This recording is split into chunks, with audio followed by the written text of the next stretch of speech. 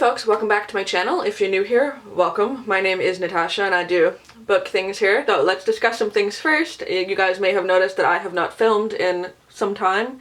Also, there is a few things a little bit different about me. Is it the overwhelming, crushing depression? Yes, it is. So, dyed my hair. So there's that. It's blue now. Will it fade to a weird periwinkle color? Probably. Yeah, November is struggle bus city, and yeah, I'm in a rut just with life in general. And yeah, so today's video and probably the next couple videos are just gonna be relaxed, me talking about some shit. Hopefully you guys are here for it. I'm here for it. I'm here doing it, so hey. I'm here for it. Today's video is going to be books that I am scared of in one way or another. A lot of them are because of size, even though I'm not typically scared of size. These are just books that I'm scared of reading. For one, like I said, for one reason or another. I'm going to go through them and tell you guys why I'm a pussy ass bitch about reading them. And yeah, let me know what books you're also scared of. I'm going to get right into it. I have a big old stack here. The first one is one that I have actually read before or attempted to read in March, and it has sat on my shelves, not finished, and honestly I'm scared to get back into it, is kind of why I'm scared of it. House of Leaves by Mark Z. Danilewski. Listen, I didn't know how to say it then. I don't know how to say it now.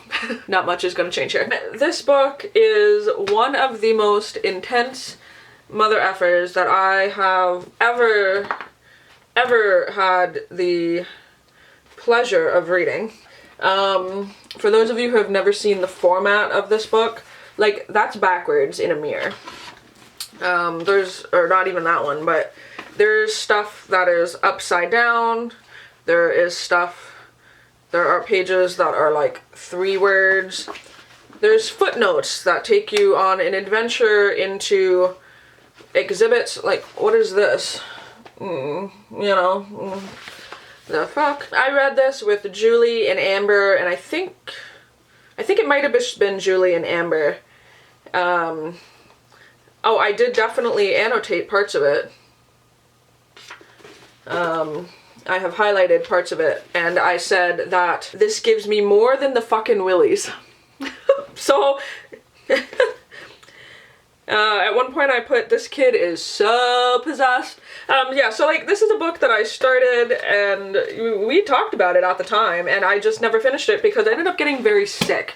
And so I put it down because my brain could not handle the intensity of this book, having to literally read it backwards in a mirror. There were parts that you had to, oh, here we go. There were parts that you had to decipher, literally decipher. And I don't know if you can see, that is all of the things that I've spent hours reading this book. Trying to decipher what the hidden meanings are. Listen, this book is scary to just, for so many reasons.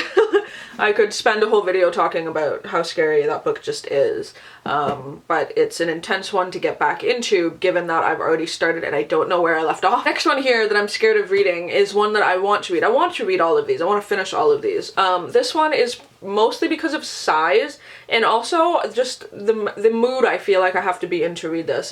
This is 11/22/63 by Stephen King, which is a big, chunky one.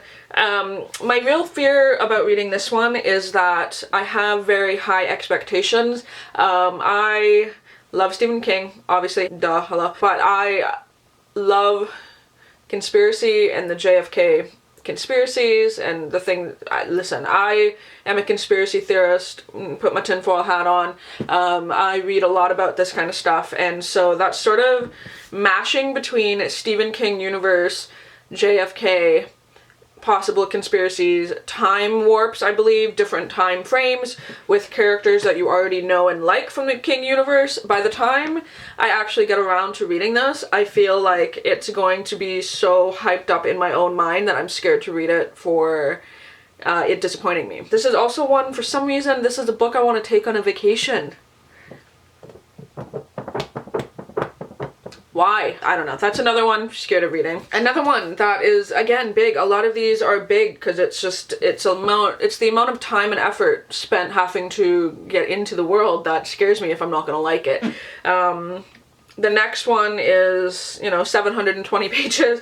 That's A Little Life by Hannah Yannin. Oh god, I don't know how to say that. I'm gonna butcher that last name. I'm sorry, I didn't look it up before I started this. I'm a shit YouTuber, I know. But this is a big book, very intense subject matter, and everyone who I've talked to that have read this has said it's the most emotional book they have ever read, and have like bawled and cried.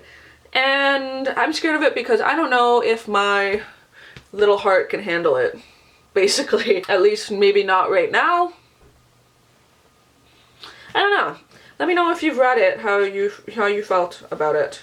Also, there is no like inner what this book. Oh no, it does tell me what it's about. So yeah, it says a masterful depiction of heartbreak and a dark and haunting examination of the tyranny of experience and memory. Set, I believe, in New York City. I don't know. There's just something about this that I feel like is gonna crush my soul, and I don't think I can handle soul crushing right at the moment. And I don't know when I'm going to be ready to read it, so it scares me. So probably the #1 book I have in this stack that scares me is one that I bought. It's literally been the most expensive book that I bought in my booktube career. And I bought it with the sole purpose of having it be the first book I read in 2018. And it's almost 2019 and I haven't even opened it or picked it up and looked at it. Because again, this is a book that I know is going to take me some time to get through, and I don't know how to approach this book.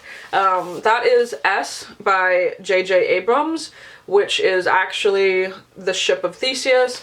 For those of you who aren't aware of what this book is, this is a book about a book. I don't even know how to describe it. You see all these tabs? It's because this is actually full of writing in the margins and things that you can pull out and tangibly read that tie into the story. Also, this book has been treated to smell like an old library book, and it does. It smells absolutely amazing. It looks like one. So the actual story is by J.J. Abrams, but you kind of have to read the margins. I don't know if I should read, and I just dropped stuff out of it already. That is why there's post-it notes in it, so that I don't lose the shit that comes out of it and that it's placed in the right spot. Listen, I don't know if I should read the story itself first and then go back and read the margins, if I should like try to read the margins and then read the book and also like skip around. I'm very confused. I'm confused. I'm overwhelmed. If you have read this book, please, again, tell me the best way to address reading this. Should I read the actual physical book, The Ship of Theseus, first, and then go back and, like, read the margins? Should I try to hop around? Let me know, okay? I want this to be the first book I read in 2019 because I don't want to be that person that's like, oh, I bought this book and then never reads it. I'm very excited for this. I just don't know how to do it. How do I read? Yeah, let me know, please, if you've read it. I need to know. I know, this is just so fascinating to me. I don't know what to do. I don't know how to do it. Like, there's a napkin in it, for frick's sakes. Like, and postcards and little pictures and all this things. How does that tie in? I don't know. You tell me. The book will tell me. Yeah. Listen, that book scares me more than anything in my life. It's fine. The next couple ones that I'm scared of are pretty simple, primarily because people say one opinion about them or the other. The first one I have here is The Raven Boys. Now, the reason why I'm scared of reading this is because I know that it is a lot of people's favorite thing in the whole world, but at the same time, I know a lot of people who hate this or don't like it, and I don't know. Like, I want to try to keep an open mind and go into it neutral, but then having that sort of pressure, in a way, here's a conversation we can have in a future video, pressure of knowing people who both love and hate a book. And it's sort of outside of my own genre, I think, that I prefer, or the genres that I do prefer reading, and so I'm not, one, super motivated to read it, two, I want to, and then I don't want to disappoint anybody by what I think of it, which is a stupid thought process, because really at the end of the day I don't give a shit what people think that I rate of books, you know? But it's just, it's one of those things I'm scared of reading it because I don't know where I'm gonna fall on the spectrum of liking it or not. And maybe again, I'm just kind of putting too much pressure into this one book to please me or really disappoint me. Like, if it's a neutral thing for me, I'm gonna be like, oh, well, you know, shit, like I didn't love it or hate it. Anyway, yeah. The next one is just the last book I have from an author that I've been meaning to read, and it's the one that no one likes. Typically, and that is The Unexpected Everything by Morgan Matson. I've loved all of Morgan Matson's book. I've rated her first 2 5 stars and her newest one a 4, and everyone keeps telling me that this one is just not good, and so I have it. It's long too, like it's a 500 and some page book, and I'm scared to read it because I don't want to not like it, basically, and then I don't want to invest 500 pages of my time into something I don't like. You guys can kind of see where the theme of this video is going. The next two that I have here, just such, again, I feel like all of these scare me and for different reasons.